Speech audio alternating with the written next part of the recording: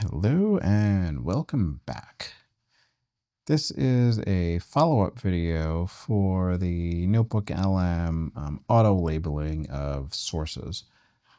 So let me go back into, well, let me go back to the beginning. If you just start with notebooklm.google.com, you get to the home page here, and then I'd made the source org test notebook that I'll go back into and then just kind of show you the things that we didn't have in the other video.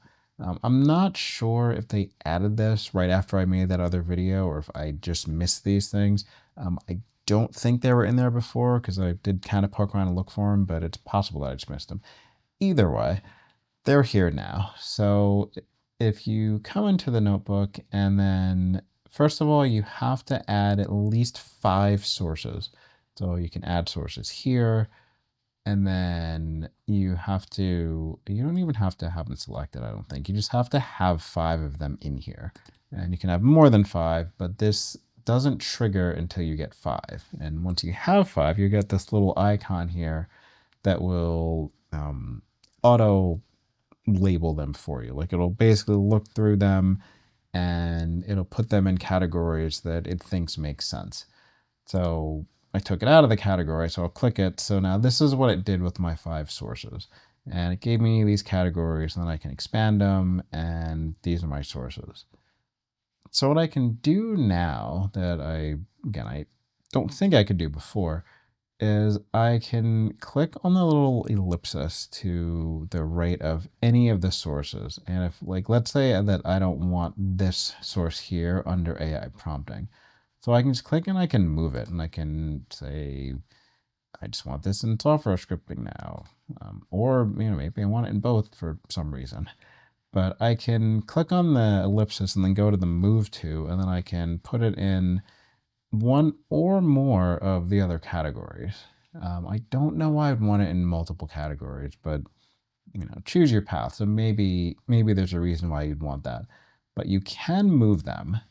And then the other thing is you can click again to the little ellipsis to the right of the label names, and you can rename your labels to whatever you want. And I think I could do that in the other video.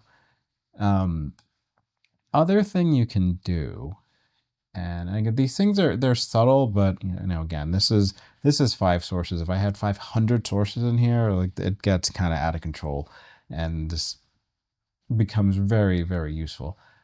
I can click on the icon here, and I can add a new label, and it just calls it new label. But then I can rename it, so I can call it anything I want.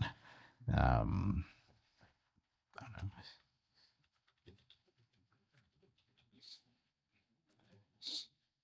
So now I have my anything I want label, and then I can, again, if I want whatever things I want to put in there, I can just move them in here, and I can have one or more things in my new label. And if I want more than one new label, I can just come here and add another label, and I can keep adding labels and moving things until everything is where I want it. And if for whatever reason, like this is too chaotic now, I just want to go back to how it was before, I can always come back to this and just click on return to list view, and it goes right back to how we started. And again, if I want to go back to label view, I can click this and basically go back and forth between the original view and then the actual label view. The other thing that I will mention, and this definitely was not a thing in the other video, is if I switch over to my Pro account. Okay, so now I'm in my Pro account, and this is a Pro account that's tied to a Google Workspace account. And then I made a similar notebook called Source Org Test, and I didn't have the option to do this auto labeling in the Pro account before.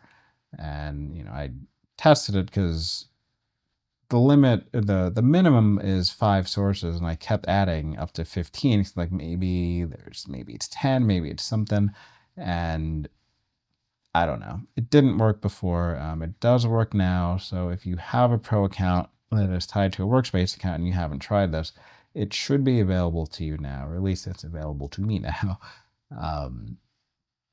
And I know Google just kind of rolls things out kind of sporadically sometimes. So it's possible if you don't have it yet, I'm assuming, should have it soon.